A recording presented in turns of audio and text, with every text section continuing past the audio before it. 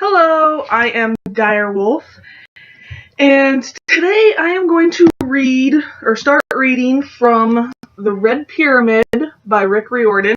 It's the number one in his Kane Chronicles series. Now, I've never read this book before. It's a new book for me. I have read his Percy Jackson and Heroes of Olympus series, and I love those. I love the way he writes, so I'm really excited to read this book.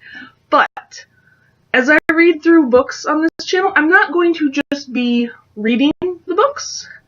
I am going to give my honest thoughts and reactions as I read. So it'll be a little bit different from some other book readings you might have seen on YouTube. So, The Red Pyramid by Rick Riordan.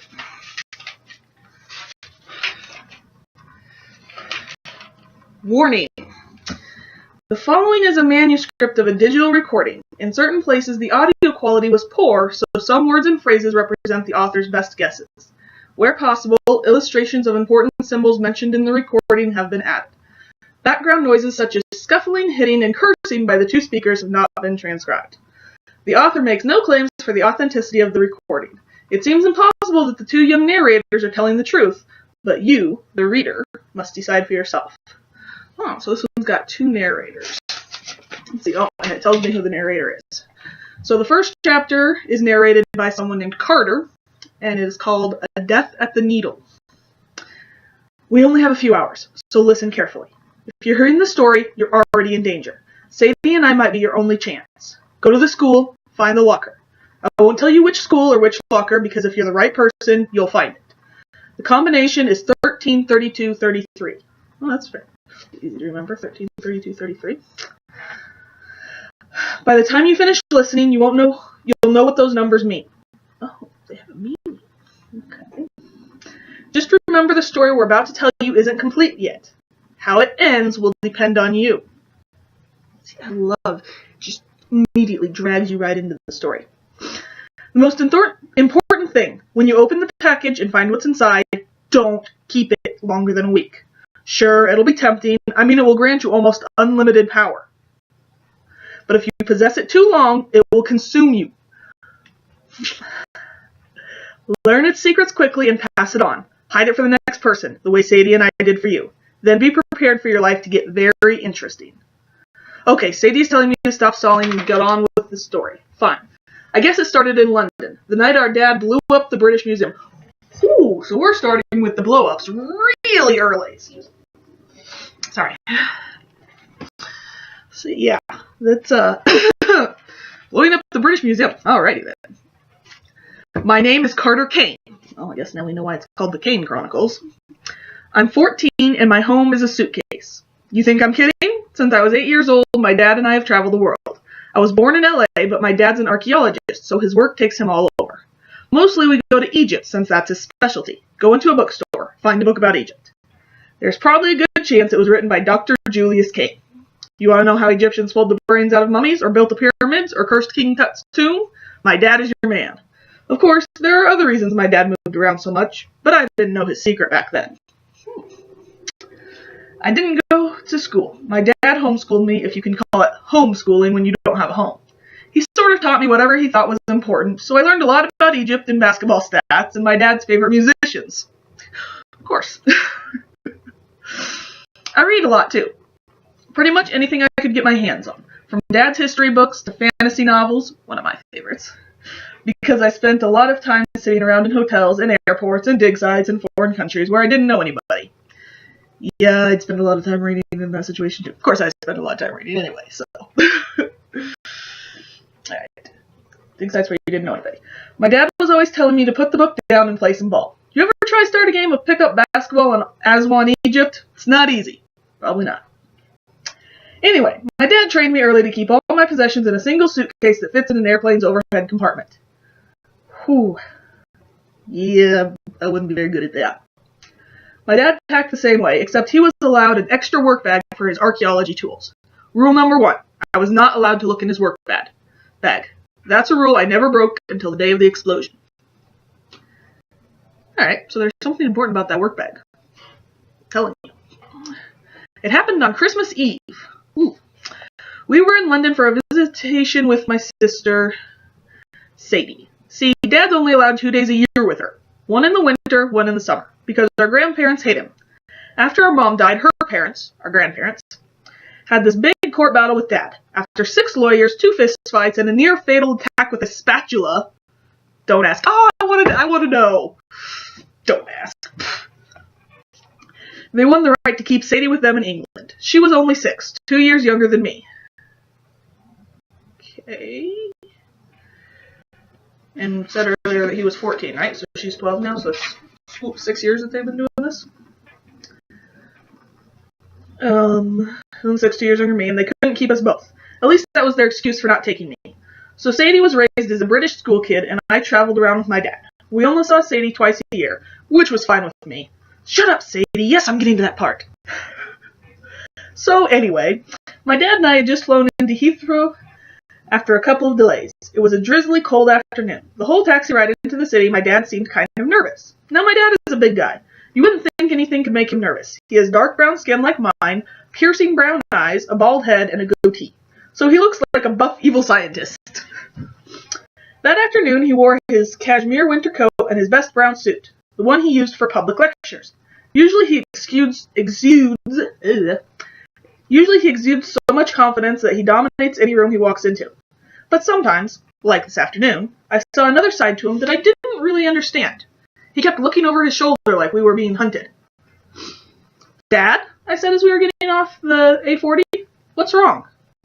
No sign of him, he muttered.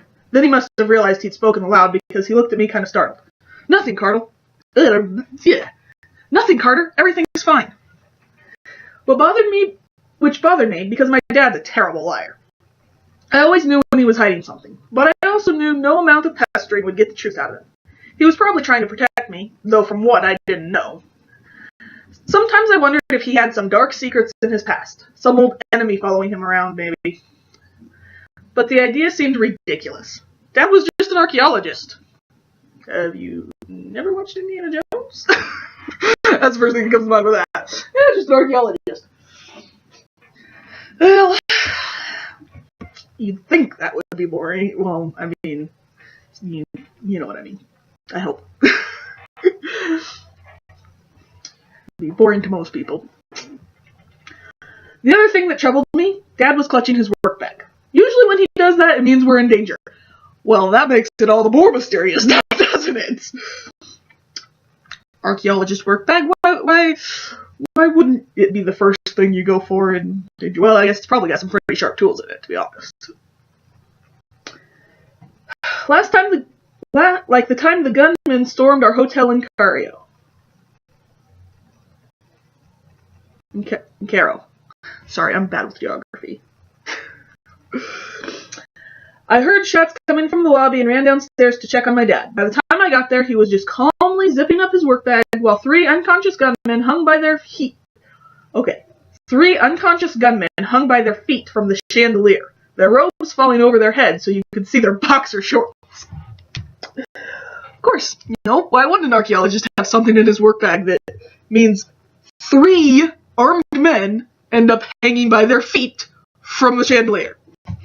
Perfect sense. Dad claimed not to have witnessed anything. Right. And in the end, the police blamed a freak chandelier malfunction. Oh, what kind of chandelier malfunction has 3 armed people hanging from it by their feet? Oh. In other words, they went, we have no clue. We're going to say it was a freak accident and not have to worry about it. Another time we got caught in a riot in Paris. My dad found the nearest parked car, pushed me into the back seat, and told me to stay down. I pressed myself against the floorboards and kept my eyes shut tight. I could hear Dad in the driver's seat, rummaging in his bag, mumbling something to himself while the mob yelled and destroyed things outside. A few minutes later, he told me it was safe to get up. Every other car on the block had been overturned and set on fire. Our car had been freshly washed and polished, and several 20-euro notes had been tucked under the windshield wipers. Oh my goodness, what is in that bag? Anyway, I'd come to respect the bag. Ah, man, my curiosity would have killed me. I would have been way too tempted to look. It was our good luck charm. Something, anyway. When my dad kept it close, it meant we were going to need good luck. We drove through the city center, heading east toward my grandparents' flat. We passed the golden gates of Buckingham Palace, the big stone column in Trafalgar Square. It's not one I recognize, sorry. Trafalgar Square. London is a pretty cool place, but after you've traveled for so long, all cities start to blend together. Other kids I meet sometimes say, "Wow, you're so lucky you get to travel so much." But it's not like we spend our time sightseeing or have a lot of money to travel in style. We stayed in some pretty rough places, and we hardly ever stay anywhere longer than a few days. Most of the time it feels like we're fugitives rather than tourists. Foreshadowing, maybe? I mean, you wouldn't think my dad's work was dangerous. He does lectures on topics like, can Egyptian magic really kill you? And favorite punishments in the Egyptian underworld.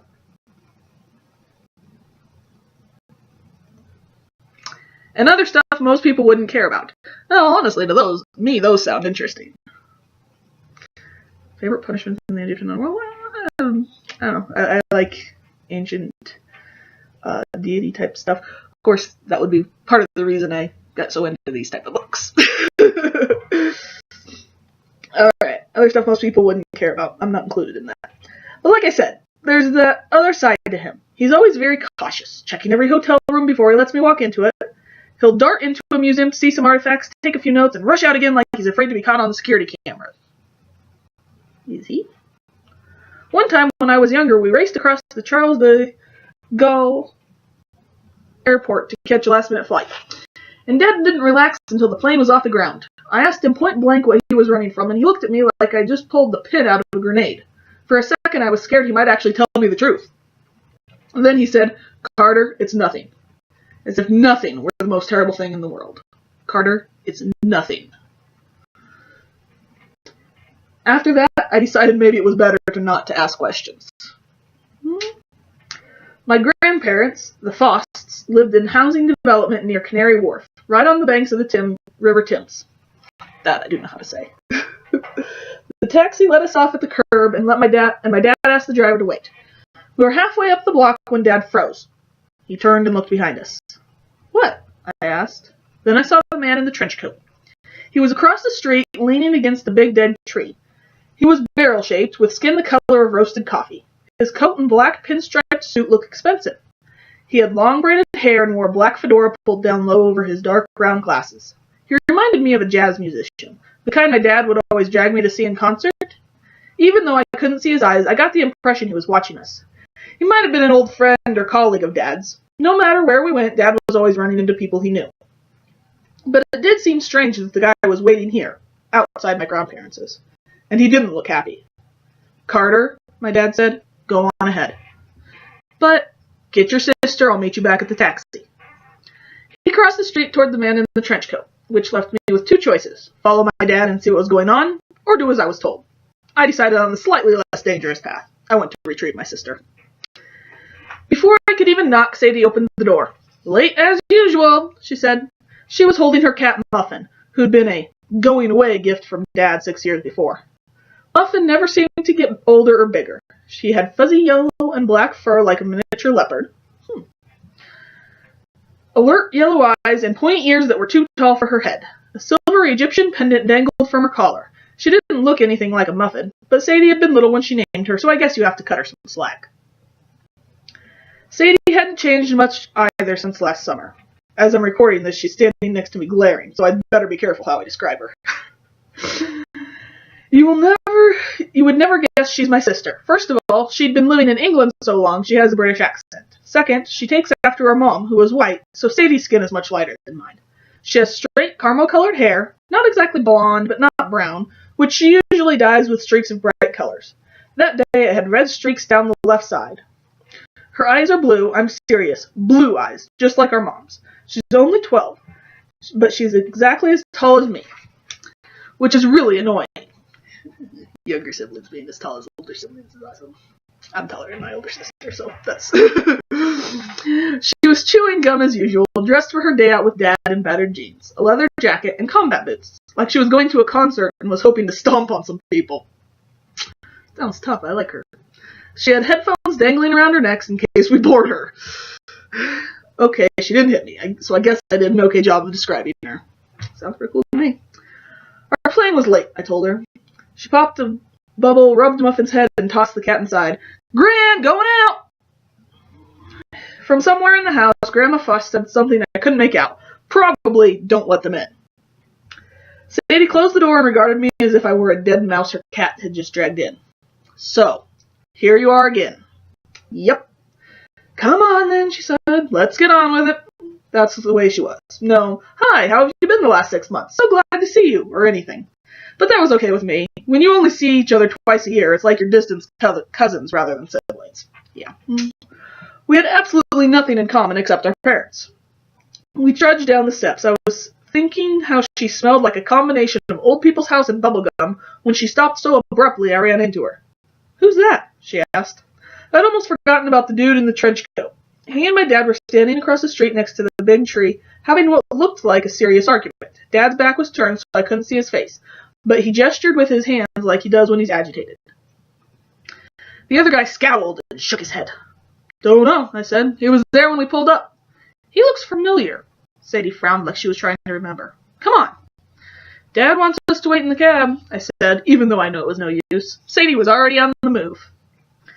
Instead of going straight across the street, she dashed up the sidewalk for half a block, ducking behind cars, then crossed to the opposite side and crouched under a low stone wall. She started sneaking towards our dad. I didn't have much choice but to follow her example, even though it made me feel kind of stupid. 6 years in England, I muttered, and she thinks she's James Bond. Sadie swatted me without looking back and kept creeping forward. Couple more steps and we were right behind the big dead tree. I could hear my dad on the other side saying, Have to, Amos. You know it's the right thing. No, said the other man who must have been Amos. His voice was deep and even, very intense. His accent was American. If I don't stop you, Julius, they will. The per-unk is shadowing you. Sadie turned to me and mouthed the words, Per what? I shook my head, just as mystified. Let's get out of here, I whispered, because I figured we'd be spotted any minute and get in serious trouble. Sadie, of course, ignored me. They don't know my plan, my father was saying. By the time they figure it out... And the children? Amos asked. The hair stood up on the back of my neck. What about them? I've made arrangements to protect them, my dad said. Besides, if I don't do this, we're all in danger. Now back off. I can't, Julius. Then it's a duel you want? Dad's tone turned deadly serious. You never could beat me, Amos. I hadn't seen my dad get violent since the great spatula incident, which I still want to know about. And I wasn't anxious to see a repeat of that. But the two men seemed to be edging toward a fight. Before I could react, Sadie popped up and shouted, Dad! He looked surprised when she tackle-hugged him, but not nearly as surprised as the other guy, Amos. He backed up so quickly he tripped over his own trench coat. He'd taken off his glasses. I couldn't help thinking that Sadie was right. He did look familiar, like a very distant memory. I must be going, he said. He straightened his fedora and lumbered down the road. Our dad watched him go. He kept one arm protectively around Sadie and one hand inside the work bag slung over his shoulder. Finally, when Amos disappeared around the corner, Dad relaxed. He took his hand out of the bag and smiled at Sadie. Hello, sweetheart. Sadie pushed away from him and crossed her arms. Oh, now it's sweetheart, is it? You're late. Visitation day's nearly over. And what was that about? Who's Amos and what's the per-onk? Dad stiffened. He glanced at me like he was wondering how much we'd overheard. It's nothing, he said, trying to sound upbeat. I have a wonderful evening planned. Who'd like a private tour of the British Museum? Sadie slumped in the back of the taxi between Dad and me.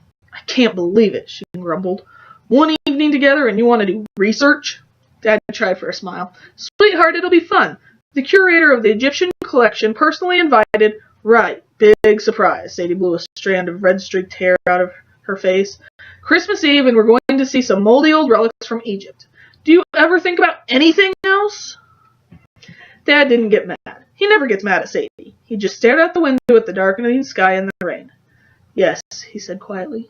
I do. Ooh, mysterious. Whenever Dad got quiet like that and stared off into nowhere, I knew he was thinking about our mom. Aww. The last few months it had been happening a lot. I'd walk into our hotel room and find him with his cell phone in his hands. Mom's picture smiling up at him from the screen. Her hair tucked under a headscarf, her blue eyes startlingly bright against the desert backdrop. Or we'd be at some dig site, I'd see Dad staring at the horizon, and I'd know he was remembering how he'd met her. 2 young scientists in the Valley of the Kings, on a dig to discover a lost tomb. Dad was an Egyptologist. Mom was an anthropologist looking for ancient DNA. He'd told me the story 1,000 times. Our taxi snaked its way along the banks of the Thames.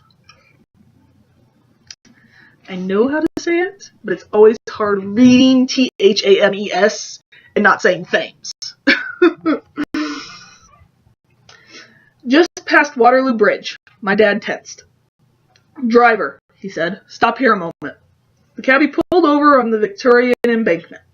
What is it, Dad? I asked. He got out of the cab like he hadn't heard me. When Sadie and I joined him on the sidewalk, he was staring up at Cleopatra's Needle. In case you've never seen it, which I haven't, the needle is an obelisk, not a needle, and it doesn't have anything to do with Cleopatra. I guess the British just thought the name sounded cool when they brought it to London. It's about 70 feet tall, which would have been really impressive back in ancient Egypt, but on the Thames, with all the tall buildings around it, it looks small and sad. You could drive right by it and not even realize you just passed something that was 1,000 years older than the city of London. God, Sadie walked around in a frustrated circle. Do we have to stop for every monument?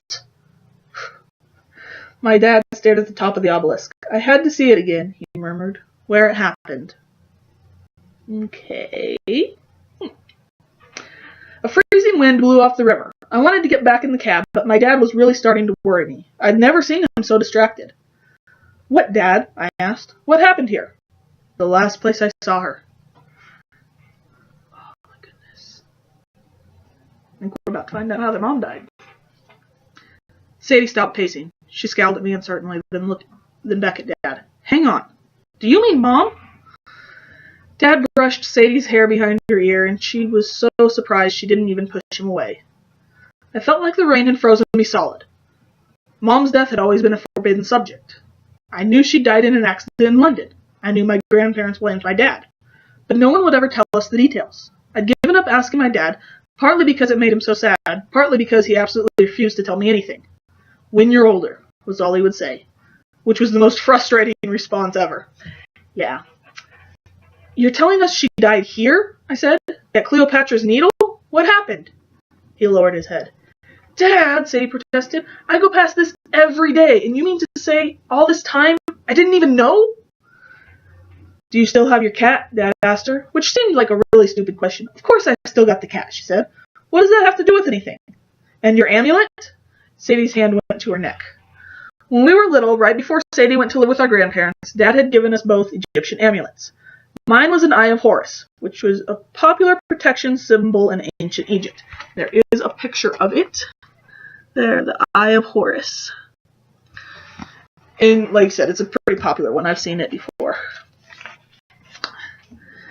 In fact, my dad says the modern pharmacist symbol RX is a simplified version of the Eye of Horus, because medicine is supposed to protect you.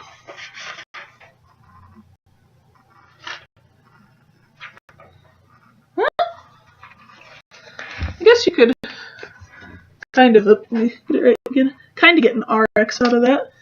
Put another line right there and take that top part off.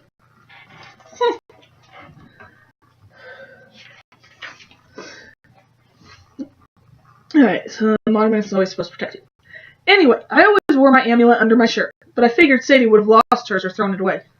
To my surprise, she nodded. Of course I have it, Dad, but don't change the subject. Gran's always going on about how you caused Mom's death. That's not true, is it?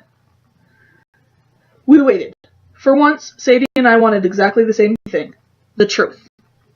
The night your mother died, my father started, here at the Needle, a sudden flash illuminated the embankment. Oh, man. It's going to get exciting, but we're not going to get the story.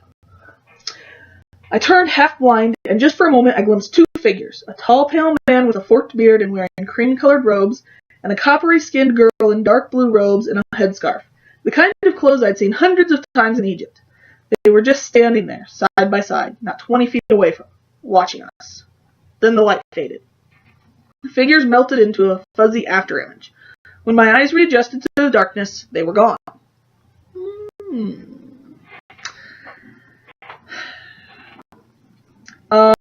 Sadie said nervously. Did you just see that? Get in the cab, my dad said, pushing us toward the curb. We're out of time. From that point on, Dad clammed up. Knew it. This isn't the place to talk, he said, glancing behind us. He promised the cabbie an extra 10 pounds if he got us to the museum in under 5 minutes, and the cabbie was doing his best. Dad, I tried those people at the river. And that other bloke, Amos, Sadie asked. Are they Egyptian police or something? Look, both of you, Dad said. I'm going to need your help tonight. I know it's hard, but you have to be patient. I'll explain everything, I promise, after we get to the museum. I'm going to make everything right again. What do you mean? Sadie insisted. Make what right? Is he going to try and bring their mom back from the dead? That never goes well, especially at the beginning of a story.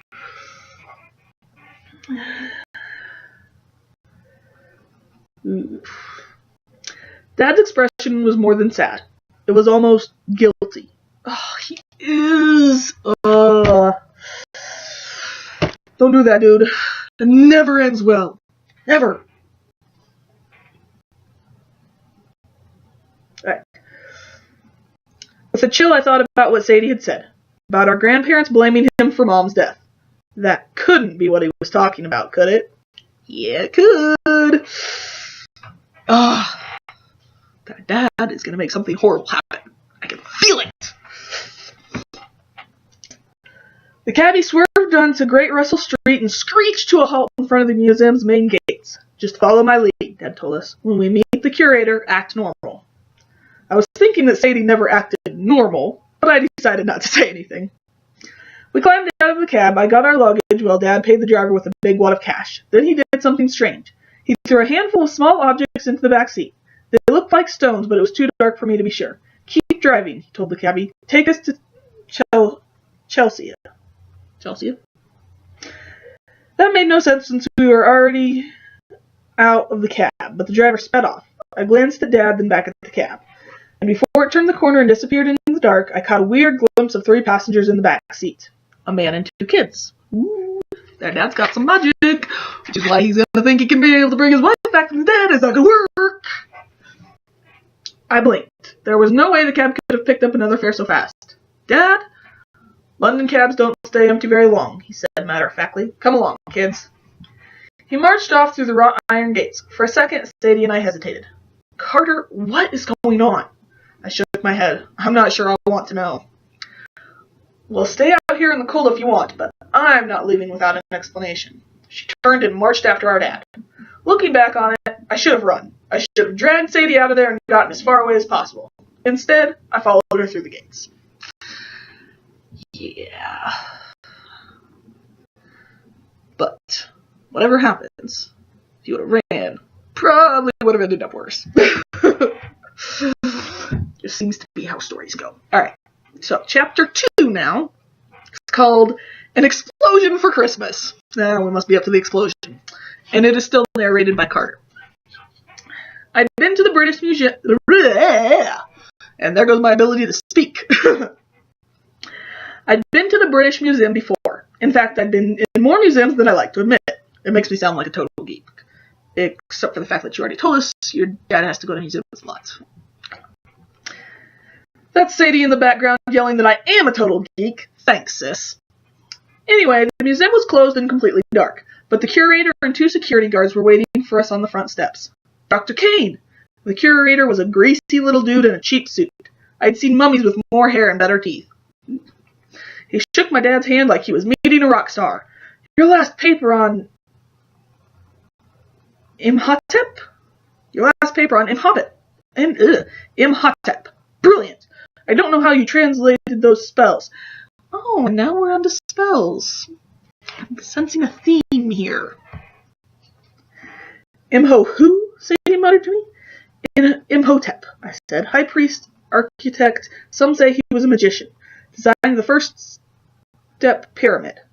You know, don't know, Sadie said. Don't care, but thanks. Dad expressed his gratitude to the curator for hosting us on a holiday. Then he put his hand on my shoulder. Dr. Martin, I'd like you to meet Carter and Sadie. Ah, your son, obviously, and... The curator looked hesitantly at Sadie. And this young lady? My daughter, Dad said. Dr. Martin's stare went temporarily blank. Doesn't matter how open-minded or polite people think they are. There's always that moment of confusion that flashes across their faces when they realize Sadie is part of our family. I hate it. But over the years, I've come to expect it. The curator regained his smile. Yes, of course. Right this way, Dr. Kane. We're very honored. The security guards locked the doors behind us. They took our luggage, then one of them reached for Dad's work bag. Ah, no, Dad said with a tight smile. I'll keep this one. The guards stayed in the foyer as we followed the curator into the great court. It was ominous at night. Dim light from the glass dome ceiling cast cross-hatched shadows across the walls like a giant spider web. Our footsteps clicked on the white marble floor. Giant spider web. Possibly. Nah. Makes sense that it'd look like a giant spider web. Like, could be foreshadowing, but it also makes sense that it'd look like a spider web, so. Alright. So, Dad said, the stone. Yes, the curator said, though I can't imagine what new information you could glean from it. It's been studied to death. Our most famous artifact, of course. Of course, Dad said, but you may be surprised.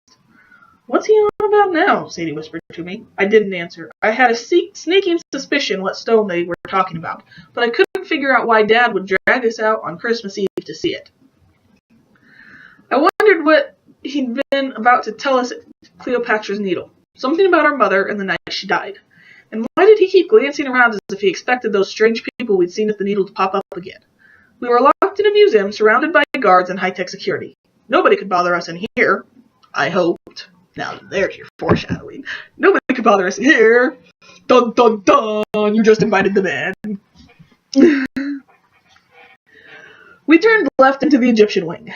The walls were lined with massive statues of the pharaohs and gods, but my dad bypassed them all and went straight for the main attraction in the middle of the room.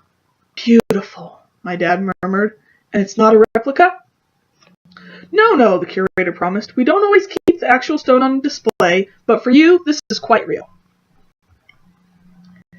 We were staring at a slab of dark gray rock about 3 feet tall and 2 feet wide. It sat on a pedestal encased in a glass box. The flat surface of the stone was chiseled with 3 distinct bands of writing. The top part was ancient Egyptian picture writing, hieroglyphics. The middle section, I had to rack my brain to remember what my dad called it.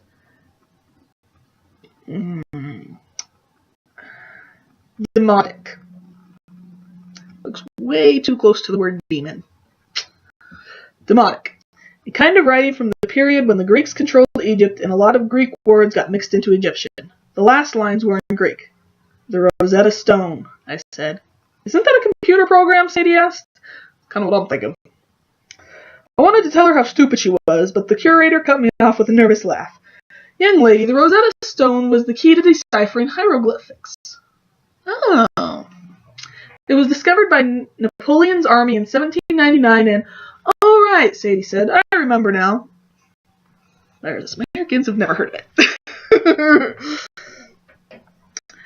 I knew she was just saying that to shut him up, but my dad wouldn't let it go. Sadie, he said, until this stone was discovered, regular mortals Ooh, slip up. He knows. Okay.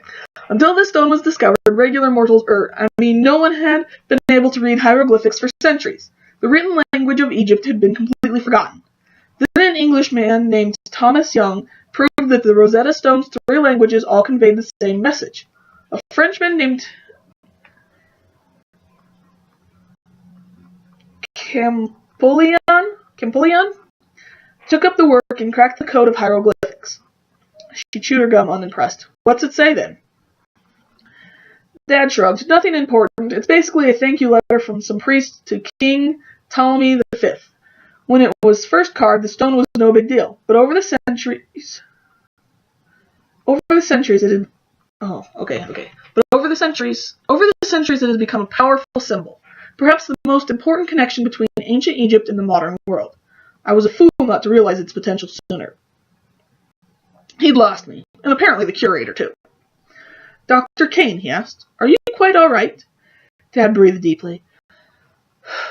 My apologies, Dr. Martin. I was just thinking aloud. If I could have the glass removed, and if you could bring me the papers I asked for from your archives. Dr. Martin nodded. He pressed a code into a small remote control, and the front of the glass box clicked open. It will take a few minutes to retrieve the notes, Dr. Martin said. For anyone else, I would hesitate to grant unguarded access to the stone, as you've requested. I'll trust you'll be careful. He glanced at us kids like we were troublemakers. We'll be careful, Dad promised. We'll be careful. We already know he blew up this museum, so I'm thinking maybe a little less careful than the curator wanted. Oh, as soon as Dr. Martin's steps receded, Dad turned to us with a frantic look in his eyes. Children, this is very important. You have to stay out of this room. He slipped his work bag off his shoulder and unzipped it just enough to pull out a bike chain and padlock. Follow Dr. Martin. You'll find his office at the end of the great court on the left. There's only one entrance. Once he's inside, wrap this around the door handles and lock it tight. We need to delay him. You want us to lock him in? Sadie asked, suddenly interested. Brilliant! Dad, I said, what's going on? We don't have time for explanations, he said. This will be our only chance. They're coming. Who's coming? Sadie asked. He took Sadie by the shoulders. Sweetheart, I love you, and I'm sorry. I'm sorry for many things, but there's no time now. If this works, I promise I'll make everything better for all of us. Carter, you're my brave man. You have to trust me. Remember, lock up Dr. Martin, then stay out of this room. Chaining the curator's door was easy, but as soon as we finished, we looked back the way we'd come and saw blue light streaming from the Egyptian gallery as if our dad had installed a giant glowing aquarium. Guess what they're gonna do? I know I would have a hard time raising that, especially with a parent in there. Sadie locked eyes with me. Honestly, do you have any idea what he's up to? None, I said, but he's been acting strange lately. Thinking a lot about Mom. He keeps her picture. I didn't want to say more. Fortunately, Sadie nodded like she understood. What's in his work bag, she asked. I don't know. He told me never to look. Sadie raised an eyebrow. And you never did? God, that is so like you, Carter. You're helpless. You're hopeless. I wanted to defend myself, but just then a tremor shook the floor. And that's when you start running towards Dad. Startled, Sadie grabbed my arm. He told us to stay put. I suppose you're going to follow that order, too.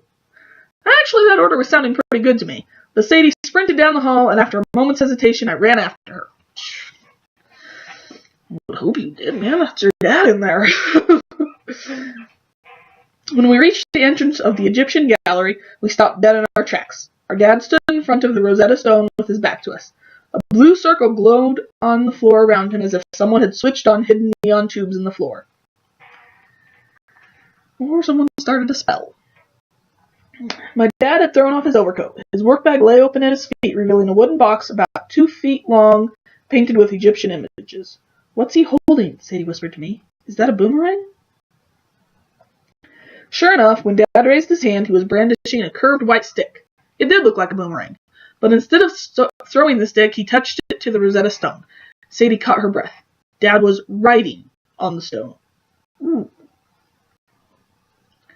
Wherever the boomerang made contact, glowing blue lines appeared on the granite. Hieroglyphics. Or hieroglyphs. Hieroglyphs. Okay. Although I'm guessing probably wasn't writing so much as, just like, calling them out. If that makes sense. Because obviously it wasn't actually writing if it was just a touch and then the hieroglyph was there. Because they're a little more intricate than that.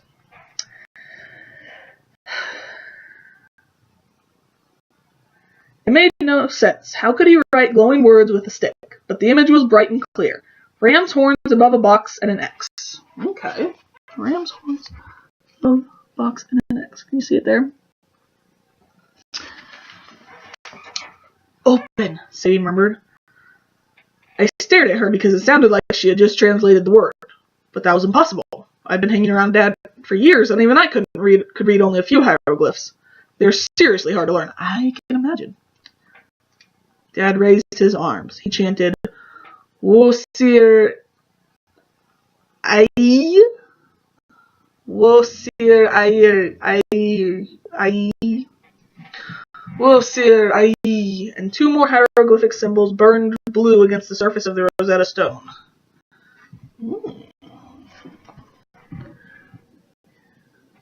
So we have those 3 hieroglyphs on the stone. I was as stunned as I recognized the first symbol. It was the name of the Egyptian god of the dead. Ooh! Now it's really sounding like he's trying to bring their mom back. God of the dead. Now, what would you want with him? Wosir, I whispered. Oh, whoops, whispered. Wosir, I whispered. I'd never heard it pronounced that way, but I knew what it meant. Osiris. Osiris, come.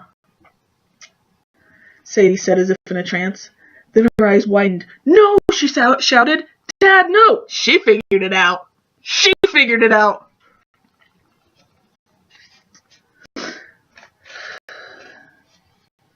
Let's just call the God of the Dead, because why wouldn't he do what we want us to do? Gods are so helpful. I mean, I don't know the Egyptian gods, but pretty much any stories of ancient deities, are they really that helpful to just your... Especially when you call them. It's like, come here. Alright, sorry.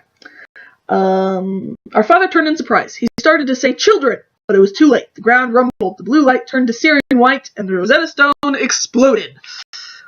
Ooh. When I regained consciousness, the first thing I heard was laughter. Horrible, gleeful laughter mixed with the blare of the museum's security alarms. Horrible, gleeful laughter. Now who could be laughing?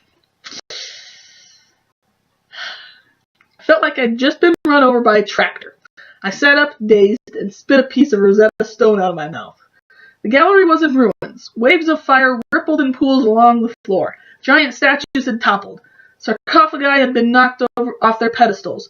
Pieces of the Rosetta Stone had exploded outward with such force that they'd embedded themselves in the columns, the walls, and the other exhibits. Ooh, lucky one didn't kill ya. Sadie was passed out next to me, but she looked unharmed. I shook her shoulder, and she grunted. Ugh. In front of us, where the Rosetta Stone had been, stood a smoldering, sheared-off pedestal. The floor was blackened in a starburst pattern, except for the glowing blue circle around our father. He was facing our direction, but he didn't seem to be looking at us. A bloody cut ran across his scalp. He gripped the boomerang tightly. I didn't understand what he was looking at. Then the horrible laughter echoed around the room again, and I realized it was coming from right in front of me. Something stood between our father and us. At first I could barely make it out. Just a flicker of heat. But as I concentrated, it took on a vague form. The fiery outline of a man. He was taller than Dad, and his laughter cut through me like a chainsaw. Well done, he said to my father. Very well done, Julius. You were not summoned. My father's voice trembled. He held up the boomerang, but the fiery man flicked one finger and the stick flew from Dad's hand, shattering against the wall. I am never summoned, Julius, the man purred. But when you open a door, you must be prepared for guests to walk through. Back to the duat, my father roared. I have the power of the great king. Oh, scary, the fiery man said with amusement. And even if you knew how to use that power, which you do not, he was never my match. I am the strongest. Now you will share his fate. I couldn't make sense of anything, but I knew that I had to help my dad. I tried to pick up the nearest chunk of stone, but I was so terrified my fingers felt frozen and numb. My hands were useless. Dad shot me a silent look of warning. Get out. I realized he was intentionally keeping the fiery man's back to us, hoping Sadie and I would escape unnoticed. Sadie was still groggy. I managed to drag her behind a column into the shadows. When she started to protest, I clamped my hand over her mouth. That woke her up. She saw what was happening and stopped fighting. Alarms blared. Fire circled around the doorways of the gallery. The guards had to be on their way, but I wasn't sure if that was a good thing for us. Dad crouched to the floor, keeping his eyes on his enemy, and opened his painted wooden box. He brought out a small rod like a ruler.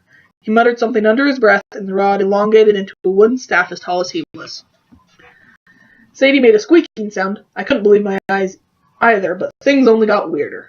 Dad threw his staff at the fireman's feet, and it changed into an enormous serpent. 10 feet. Okay. Staff changes into a serpent. Sounds a little familiar. 10 feet long and as big around as I was. Whoo, that's a big serpent. So the staff turned into a serpent that's 10 feet long and as big around as I was. So big around as a 14-year-old boy. That's a big serpent. With coppery scales and glowing red eyes. It lunged at the fireman, who effortlessly grabbed the serpent by its neck. The man's hand burst into white-hot flames, and the snake burned to ashes. An old trick, Julius, the fireman chided. My dad glanced at us, silently urging us to run. Part of me refused to believe any of this was real. Maybe I was unconscious, having a nightmare.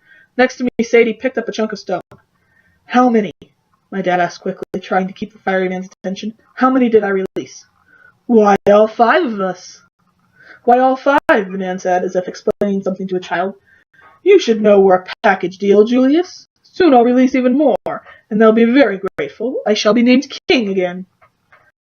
The demon days, my father said. They'll stop you before it's too late. The fireman laughed. You think the house can stop me? Those old fools can't even stop arguing among themselves. Now let the story be told anew, and this time you shall never rise. Ooh. This time you shall never rise. I feel like their dad might be one of the Egyptian gods in disguise or something. Because at the very least he's a reincarnation, but I feel like might be one of the Egyptian gods. Interesting.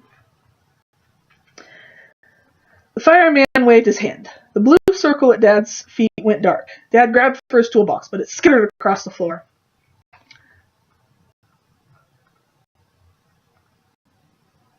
What? Sorry. Goodbye, Osiris, the fireman said. Is it Osiris who they were trying to... Why?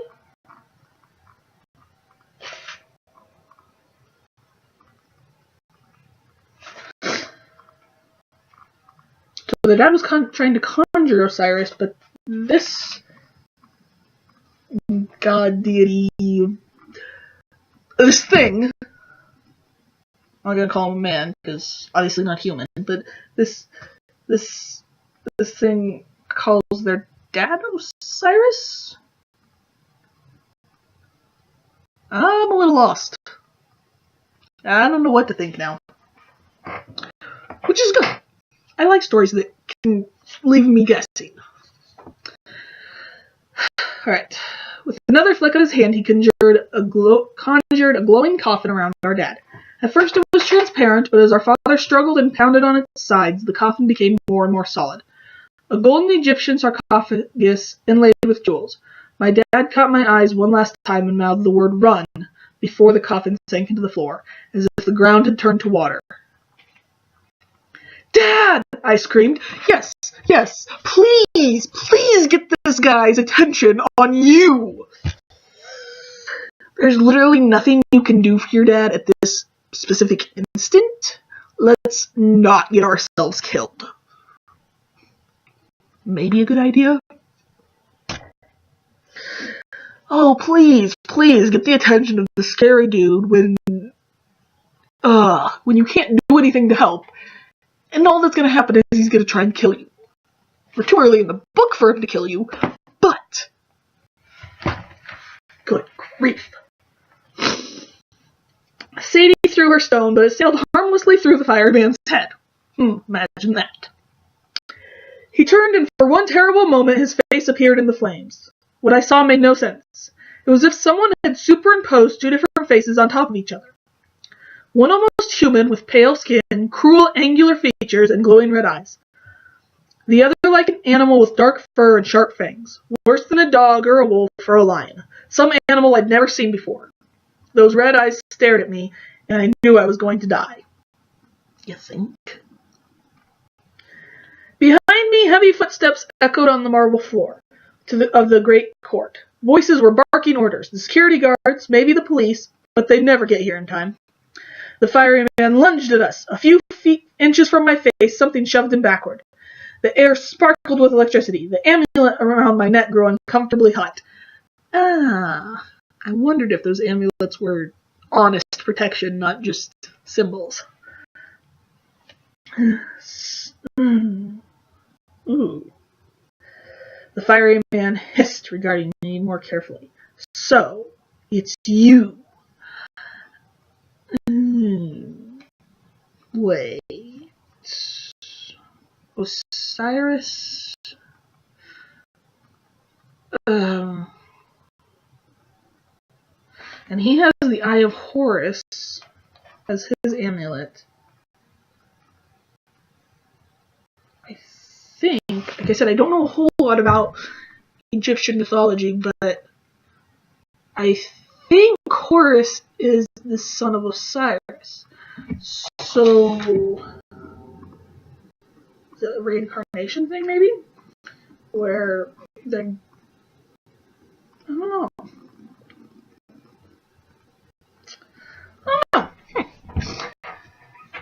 The fiery man hissed, regarding me more carefully. So, it's you! The building shook again. At the opposite end of the room, part of the wall exploded in a brilliant flash of light. Two people stepped through the gap. The man and the girl we'd seen at the needle, their robes swirling around them. Both of them held staffs. The fiery man snarled. He looked at me one last time and said, "Soon, boy." Then the entire room erupted in flames. A blast of heat sucked all the air out of my lungs, and I crumpled to the floor. The last thing I remember, the man with the forked beard and the girl in blue were standing over me. I heard the security guards running and shouting, getting closer. The girl crouched over me and drew a long curved knife from her belt. "We must act quickly," she told the man. "Not yet," he said with some reluctance. His thick accent sounded French. "We must be sure before we destroy them." I closed my eyes and drifted into unconsciousness. I really hope that them is the 5 that their dad released and not the kids. I feel like it kind of might be. Because, like I said, too early for something really bad to happen to the kids, and this was a recording that the kids are narrating, so at least for right now, they're still alive. That's the end of chapter 2, and been recording for almost an hour, so I'm going to leave it off right there. I will continue with chapter 3 next time. A lot of questions, which, first part of the book, kind of the way it's supposed to be, but yeah, a lot of questions. Who is their dad? And what's in the bag? What's in the bag? And yeah, and now they have to figure a whole lot of stuff out without it out there. I want to know who those two that came in at the end were, though. So I'm very intrigued right now. I'm very intrigued. So until next time, Dire Wolf signing off.